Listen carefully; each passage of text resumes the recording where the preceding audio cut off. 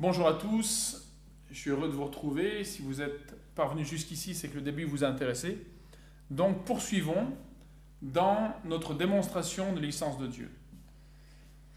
Nous avons donc fait l'introduction, nous avons vu en première partie qu'il y avait nécessairement une cause première à l'existence, c'est-à-dire un être premier qui possède l'existence par lui-même, cette cause première. Et nous étions partis de la vérité infaillible, évidente, j'existe. Voilà, je suis sûr de mon existence. Et je suis sûr aussi de n'avoir pas toujours existé, d'avoir reçu cette existence un jour. Si j'avais toujours existé, je connaîtrais tout le passé. Or, ce n'est pas le cas. Je sais que j'ai existé, j'ai une date de naissance. Et donc, j'ai reçu l'existence. Nous étions remontés par causalité, suivant la chaîne de causalité, de cause à effet.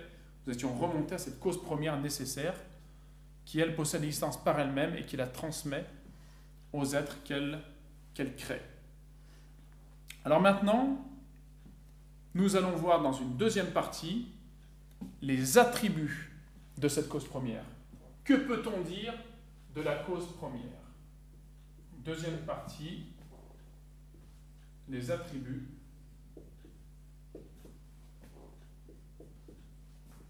de la cause première.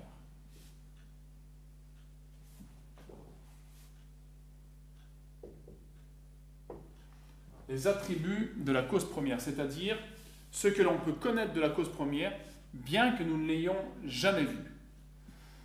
Première des choses que nous allons déduire du fait qu'elle est première, eh bien si cette cause est première, nous allons déduire qu'elle est forcément, nécessairement, éternelle. Pourquoi? Eh bien, si elle n'était pas éternelle, c'est-à-dire si elle avait eu un commencement, cela signifierait une autre cause lui aurait donné ce commencement.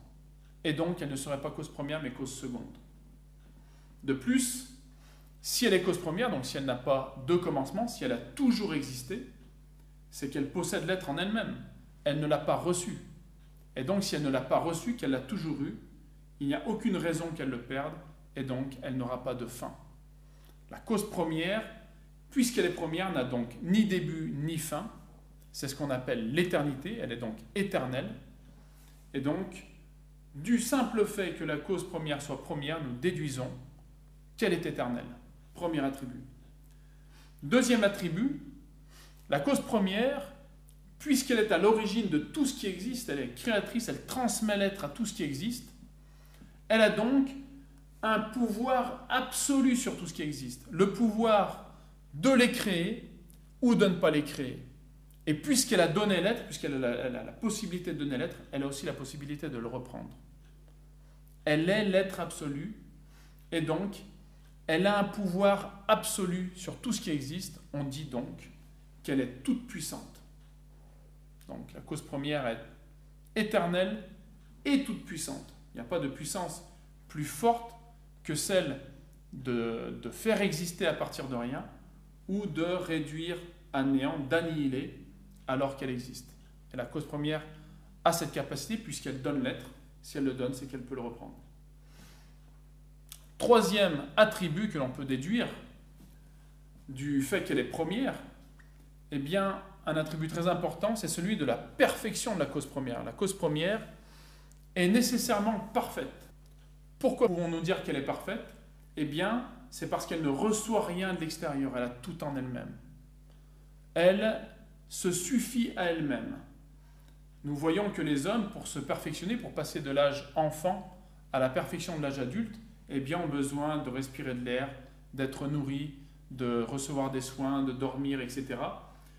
Tous ces éléments extérieurs qui conduisent l'enfant à la perfection de l'âge adulte. Eh bien, l'homme, s'il peut atteindre une certaine perfection, une perfection relative à son être, à sa nature humaine, par l'aide des apports extérieurs, il n'en est pas de même pour Dieu. Dieu a une perfection absolue puisque Dieu est parfait, puisqu'il ne reçoit rien de l'extérieur. Il a tout en lui-même. Rien ne lui manque. L'homme est fondamentalement imparfait puisque dès sa naissance, il lui manque énormément de choses qu'il a besoin de compléter par des apports extérieurs pour atteindre l'âge adulte, pour développer son intelligence et son corps. La cause première n'a besoin de rien puisqu'elle a tout en elle-même. Elle est donc absolument parfaite, elle ne doit rien à personne. Donc la cause première est éternelle, toute puissante et parfaite, les trois premiers attributs. Voyons maintenant le quatrième attribut qui est l'unicité. La cause première est unique. Il ne peut pas y avoir deux causes premières. Et pourquoi? Eh bien tout simplement parce que nous venons de voir qu'elle est parfaite. Or si elle est parfaite, une cause première parfaitement absolue, et nous avons vu que la cause première a une perfection absolue et non relative. Par conséquent, s'il y en avait deux, il faudrait pour les distinguer que l'une n'ait pas ce que l'autre possède. Et si l'une n'avait pas ce que l'autre possède, eh bien elle serait imparfaite. Il s'ensuit qu'il ne peut y avoir qu'une seule cause première, parfaite. Enfin, cinquièmement, nous allons voir l'attribut qui est certainement le plus important et le plus profond concernant cette cause première. Nous avions vu qu'elle était parfaite. Cette perfection suppose qu'elle n'a besoin de rien. Elle n'a absolument besoin de rien puisque la cause première possède tout en elle-même. Elle ne reçoit rien de l'extérieur pour être ce qu'elle est. Cependant, nous voyons que la cause première a posé un acte qui est l'acte de la création. Elle a créé tout ce qui nous entoure, l'univers et tout ce qui l'habite. Comment pouvons-nous appeler un tel acte? Si la cause première est parfaite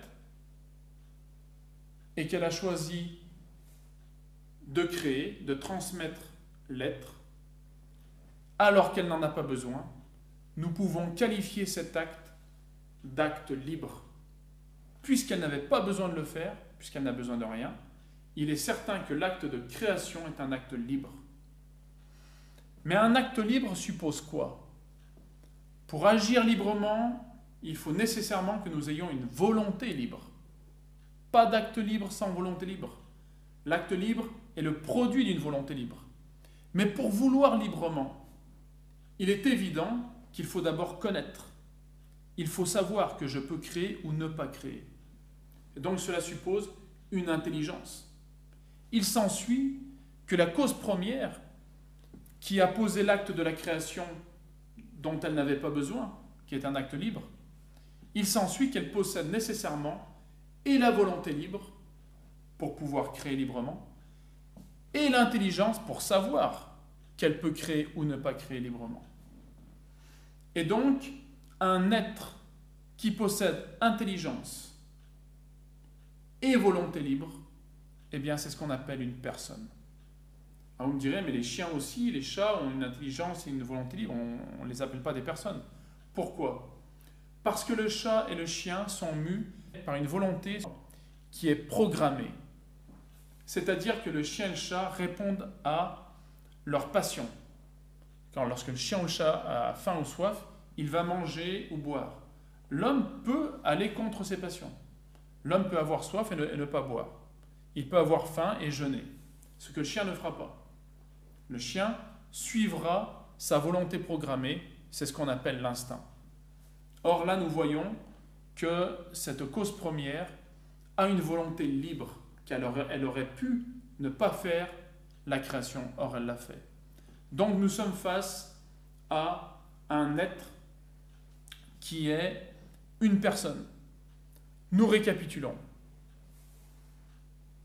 La cause première est éternelle. Elle est toute puissante. Éternelle, elle n'a ni début ni fin. Toute puissante, elle a une puissance absolue sur toute la création, une puissance dans l'être. Parfaite, elle est parfaite car elle possède tout en elle-même, elle ne reçoit rien de l'extérieur. Quatrièmement, elle est unique car on ne peut pas avoir deux causes premières identiques, sinon il y en a une qui n'aurait pas ce qu'a l'autre, elle ne serait pas parfaite. Or, nous venons de dire que la cause première est parfaite. Et enfin, cinquièmement, la cause première est une personne. Eh bien, ces 5 attributs, on aurait pu en déduire encore d'autres, mais ces 5 suffisent. Et ce qui est important pour cette démonstration, c'est la rapidité de la démonstration. Eh bien, ces 5 attributs que nous venons de déduire avec forces suffisent à montrer que cette cause première correspond à Dieu. En effet, on dit bien que Dieu est éternel, tout-puissant, parfait, unique, et qu'il est une personne. Donc vous voyez, c'est une démonstration qui existe parmi tant d'autres. Vous trouverez d'autres démonstrations, mais celle-ci est rapide, elle est simple, et à mon sens, elle est infaillible. Alors je vous laisse le soin d'y réfléchir. Je termine cette deuxième partie sur la preuve de l'existence de Dieu. Et dans une autre vidéo, nous verrons une conclusion avec plusieurs remarques, plusieurs objections, ce ne sera pas une liste exhaustive d'objections, mais celles qui me paraissent les plus fréquentes. Lorsque je donne ce cours à mes élèves, eh bien, c'est vrai que j'ai tout un certain nombre d'objections, de remarques qui naissent, et je vous mettrai dans la vidéo suivante celles qui sont les plus habituelles. Voilà, je vous remercie de m'avoir écouté.